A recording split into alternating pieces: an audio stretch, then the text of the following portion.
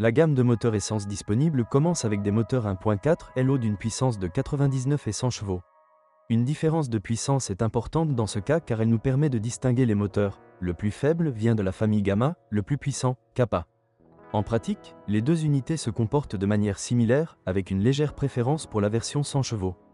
Ils développent la puissance un peu plus doucement. Un meilleur choix serait une unité de 1,6 litres. Elle était disponible dans une variante à injection indirecte 120 chevaux ou à injection directe 135 chevaux. Après le lifting, vous pourriez également acheter une variante turbo-compressée 186 chevaux. La présence de l'injection directe a un impact positif sur les performances, mais complique considérablement la question de l'installation du système de gaz. Il y avait deux moteurs diesel, un 1.4 CRDI 90 chevaux et un 1.6 CRDI 110 et 128 chevaux. Nous recommandons vivement les variantes plus puissantes.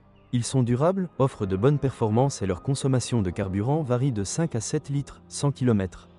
Les utilisateurs se plaignent du fonctionnement des boîtes de vitesse. Après un kilométrage plus important, ils perdent leur précision et des fuites d'huile de la boîte de vitesse. Dans les versions diesel, l'embrayage sous le capot est d'une durabilité modérée.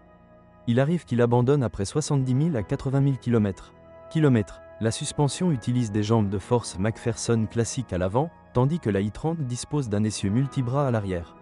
Cela améliore la stabilité dans les virages. Aucune usure prématurée des trains roulants n'a été signalée.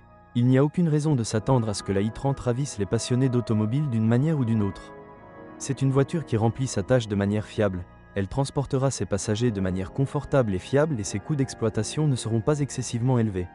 La version Break avec son coffre de 528 litres peut facilement faire office de voiture familiale. Si quelqu'un recherche de l'excitation, il devrait être intéressé par la version la plus puissante avec une puissance de 186 chevaux. Elle n'a pas les performances d'une berline chaude, mais avec une accélération à 100 km/h en 8 secondes, elle assurera des dépassements efficaces même à des vitesses plus élevées. Avantage, fiabilité globale élevée. Moteur diesel économe en carburant. Grand coffre, surtout dans la version Break. Défaut, vernis délicat. Faible durabilité de l'embrayage dans les versions diesel. Mauvaise insonorisation de l'intérieur.